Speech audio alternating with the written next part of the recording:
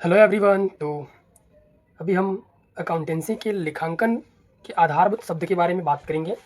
आधारभूत लेखांकन शब्द का मतलब होता है हम अकाउंट बनाएंगे तो हम किन किन शब्दों का प्रयोग करेंगे अकाउंट बनाते समय। तो वो होता है आपका आधारभूत शब्द। आधारभूत शब्द में सबसे पहला है व्यवसाय। व्यवसाय का मतलब है, यहाँ पे लिखा हुआ है, कोई भी वैधानिक कार्य।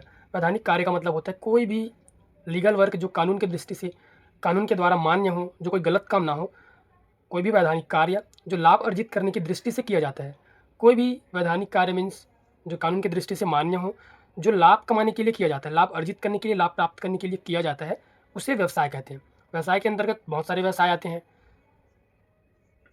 सामान बेचना खरीदना, किसी सामान को बनाना, कोई वकील, डॉक्टर, ये सारे जो करते हैं धंधा जो व्यवसाय, ये सब व्यवसाय के अंतर्गत आते हैं।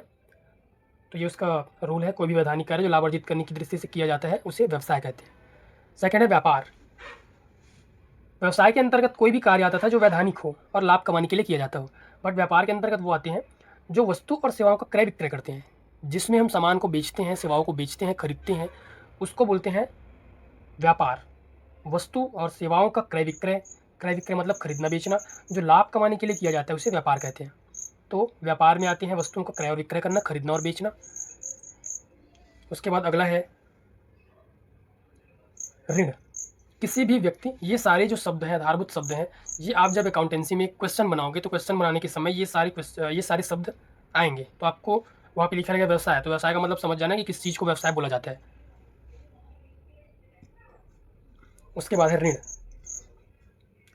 किसी भी व्यक्ति से, संस्था से या बैंक से हम उधार पैसा लेते हैं, उधार धन लेते हैं, उस उधार लिए गए धन को ऋण कहते हैं।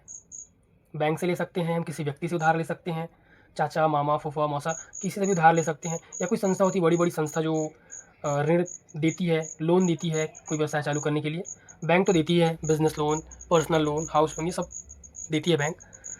तो किसी भी व्यक्ति, संस्था और बैंक से लिया गया उधार धन ऋण कहलाता है। एकदम शॉर्ट में लिखे हुए हैं, ये आपको पढ़ लेने हैं। आधारभूत शब्द ही है। दिवालिया। दिवालिया का मतलब क्या होता है? कोई ऐसा व्यक्ति जिसका दायित्व, दायित्व मीन्स होता है, एक प्रकार से हम समझ सकते हैं कर्ज। जिसका कर्ज जो है उसकी संपत्ति से, उसके पास जितने भी संपत्ति है उससे ज़्यादा उसके कर्ज हो जाते हैं, तो उसका भुगतान नहीं कर पाता।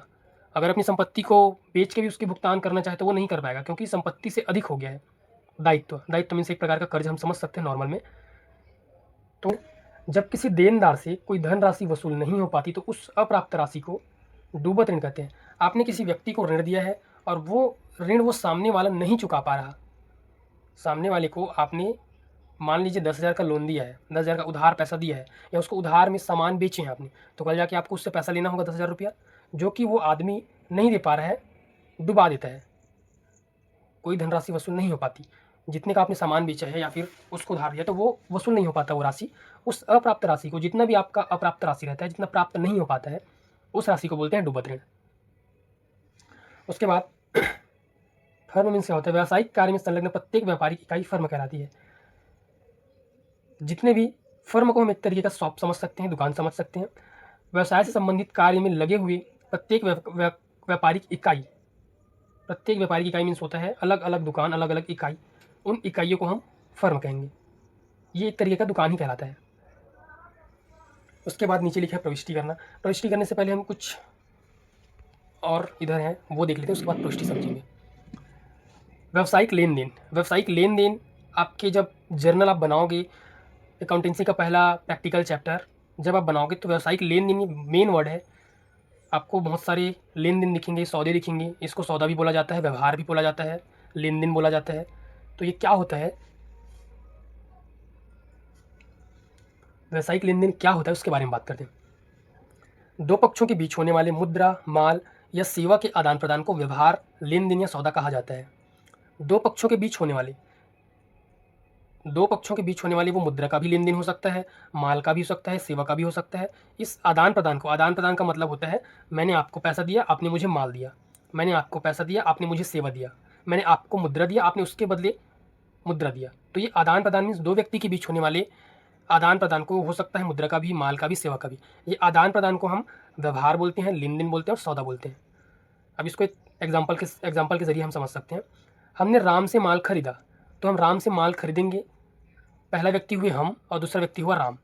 राम से हम माल खरीदेंगे तो हमारे पास सामान आएगा और हम उसके बदले उसको पैसा देंगे।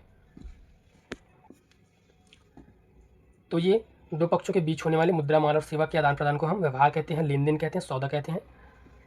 व्यापारिक सौदे जो हैं इसके कई रूप हो सकते हैं। हो सकता है माल का खरीदना, माल का बेचना, कई व्यय होते हैं व्यापार में, व्ययों का भुगतान करना, दान में देना, बैंक में रुपया जमा करना भी हो सकता है, बैंक से रुपया निकालना भी हो सकता है। ये आदि बहुत सारे सौदे हो सकते हैं।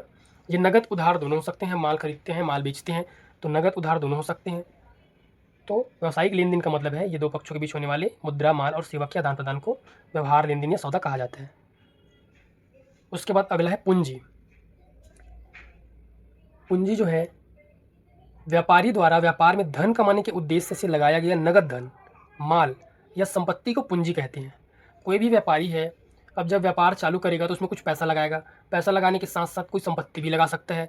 जैसे कोई दुकान खोलता है कोई व्यापारी, तो वहाँ पे शुरू में तो पैसा लगाना पड़ेगा, ज़मीन खरीदनी पड़ेगी या किराए का रूम लेना पड़ेगा। उसके बाद वहाँ पे फर्नीचर सेट करने पड़ेंगे, काउंटर बनाना पड़ेगा, उसके बाद माल भी लगाना पड़ेगा। जिस चीज़ का वो व्यापार कर रहा है उस व्यापार के लिए कोई सामान की ज़रूरत पड़ेगी जिसको वो बेचेगा, खरीदेगा। तो वो धन जितना लगाता है, जितना माल लगाता है, कोई फर्नीचर, संपत्ति, भूमि, भवन लगाता है, तो ये सब चीज़ें जो व्यापार में लगता है और लगने के बाद व्यापार चालू होता है, तो उस लगाए गए धन को, माल को, संपत्ति को पूंजी कहते हैं। ये कौन लगाता है? व्यापारी। व्यापारी लगाता है जब व्यापार को चालू करता है तब। धन लगाता है, माल लगाता है। माल मीन्स होता है जिस सामान का वो खरीदी बिक्री करेगा, उसको बाहर से होलसेलर से खरीद के लाएगा और रिटेलर को बेचेगा, तो ये आपका पूंजी कहलाता है। दूसरे शब्द में और लिखा हुआ है, धन का वह भाग पूंजी कहलाता है जो पुनः धन प्राप्त करने के उद्देश्य से उद्योग के व्यापार में विनियोजित किया जाता है, इन्वेस्टमेंट किया जाता है। सेम वर्ड है ये भी। उसके बाद है आहरण। व्यापार के स्वामी द्वारा निजी प्रयोग के लिए व्यवसाय से निकाली गई धन, वस्तु या व्यवसाय के कोषों से किया गया कोई भी निजी भुगतान आहरण कहलाता है।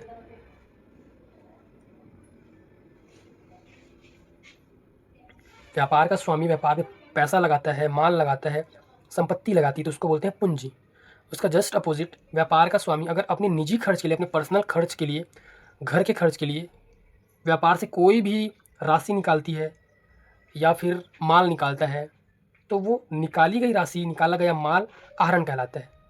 यहाँ पे लिखा है व्यापार के स्वामी द्वारा निजी प्रयोग, मतलब अपने खुद के प्रयोग के लिए, अपने घर के यूज़ के लिए व्यवसाय से जो पैसा निकालता है, धन निकालता है, वस्तु मीन्स माल, या व्यवसाय के कोषों से किया गया कोई भी निजी भुगतान।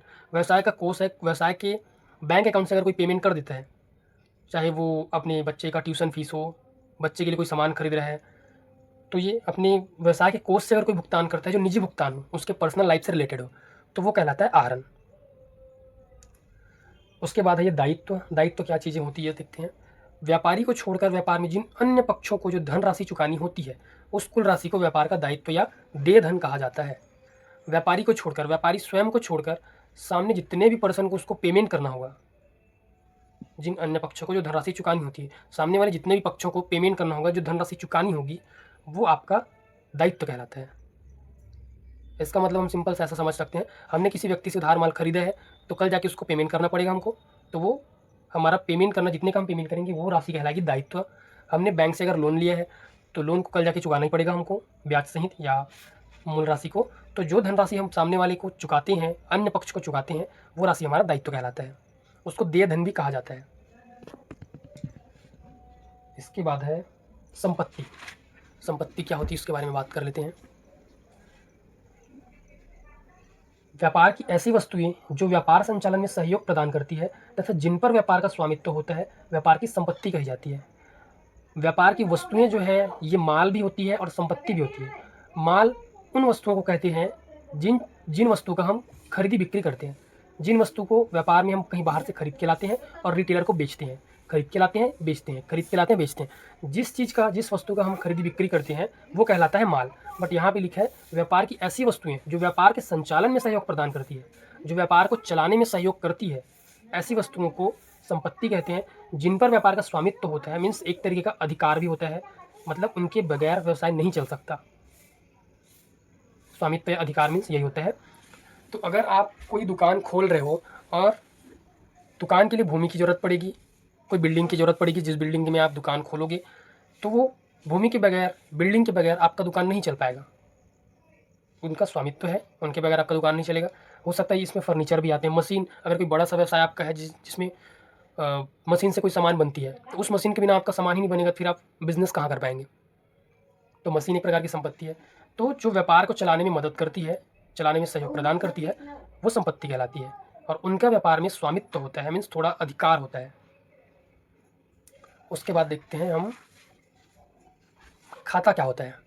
ये नीचे लिखा हुआ है खाता।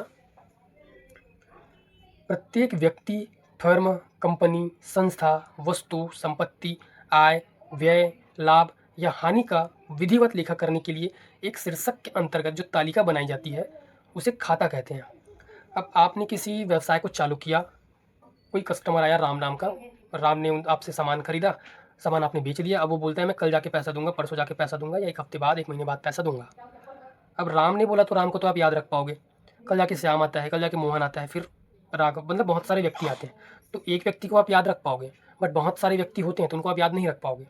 इसलिए उनके नाम से एक उनके नाम से आप तालिका बनाओगे। उस तालिका में उससे रिलेटेड जितने भी ट्रांजेक्शन है, जितने भी सौदे हैं, राम ने इस तारीख को इतने का माल खरीदा, इस तारीख को इतने का माल खरीदा और इतना पेमेंट किया, इन सब चीज़ों का हिसाब रखने के लिए खाता बनाया जाता है। और खाता क्या होता है, उस व्यक्ति के नाम, जैसे राम है, उस व्यक्ति के नाम के शीर्षक के अंतर्गत हेडिंग में उसका नाम रहेगा। शीर्षक का मीन्स वही होता है, हेडिंग में नाम रहेगा। एक तालिका बनाई जाएगी, उस तालिका में आप सभी चीज़ों को भरते जाओगे कि मैंने इस दिन उसको इतने का माल बेचा, उसने इतने का पेमेंट किया, सारा चीज़ उस तालिका के अंदर भरते जाओगे, तो वो कहलाता है खाता। तो हमने बेसिक वर्ड जो हैं, आधारभूत लेखांकन शब्द हमने पढ़ लिया। इतने ही शब्द आपके अकाउंटेंसी में काम आएंगे, बेसिक वर्ड। लेनदार, देनदार ये बचे हुए हैं। लेनदार और देनदार क्या होते हैं, देखिए हमने किसी व्यक्ति को अगर उधार माल बेचा है, यहाँ पे हम समझते हैं, ये राम नाम के व्यक्ति को, दो व्यक्ति हैं, ये है राम, ये है श्याम, ये व्यापारी है, ये इसको माल बेचता है। मान लो ये 10,000 का बेचा होगा, 10,000 का माल बेचा। व्यापार में ज़्यादातर ट्रांजैक्शन, ज़्यादातर सौदे जो हैं उधार होते हैं। उधार, इसने जो माल बेचा, उधार बेचा 10,000 का। अब ये व्यक्ति तुरंत तो पैसा नहीं दिया, तुरंत नहीं दिया तो ये व्यक्ति कहलाएगा इसका देनदार, क्योंकि इसने इसको माल बेचा है। कल जाके ये श्याम इसको देने वाला बनेगा, कल जाके परसों जाके ये इसको देगा पैसा। जो देने वाला बनता है वो बनता है देनदार, और जो लेने वाला बनता है वो बनता है लेनदार। अब श्याम इसको पैसा देगा क्योंकि इसने माल बेचा है। राम ने माल बेचा तो श्याम पैसा देगा, राम माल देगा। श्याम पैसा देने वाला हुआ तो ये बनेगा देनदार। अब इसका जस्ट अपोजिट, श्याम का लेनदार ये होगा, ये लेने वाला है श्याम से पैसा। ये व्यापारी है बीच का, मोहन से ये माल खरीद के लाया था। अब ये हम मान लेते हैं कोई सिटी से, दिल्ली से ये खरीद के लाया था राम, ये 50,000 का खरीद के लाया। मोहन से खरीद के लाया और खरीदने के बाद 10,000 का माल श्याम को बेचा तो ये इसको पैसा देगा और राम इसको माल देगा। राम इसको माल दिया, श्याम इसको पैसा देगा, जो अभी नहीं दे रहा है, उधारी में खरीद रहा है। तो ये सामने वाला व्यक्ति श्याम बनेगा राम का देनदार, क्योंकि कल जाके श्याम इसको पैसा देगा, देने वाला बनेगा। उसका जस्ट अपोजिट, राम का लेनदार ही मोहन बनेगा, क्योंकि मोहन से उसने उधार में खरीद के लाया था। मोहन से खरीदा तो मोहन से पैसा लेने वाला बनेगा ये मोहन, क्योंकि मोहन ने इसको माल दे दिया है, अब ये इसको पैसा देगा। तो ये राम बनेगा इसका देनदार और मोहन बनेगा इसका लेनदार, क्योंकि ये लेने वाला हो रहा है। मोहन इससे पैसा लेगा, जब कभी भी ये पैसा देगा तो लेने वाला है तो लेनदार, और ये श्याम इसको देने वाला है तो देनदार। इसको आप ऐसे समझ सकते हो, मोहन इसका लेनदार है और राम देनदार, क्योंकि राम देने वाला है, मोहन लेने वाला है। पैसा देने वाला बनता है देनदार और पैसा लेने वाला बनता है लेनदार।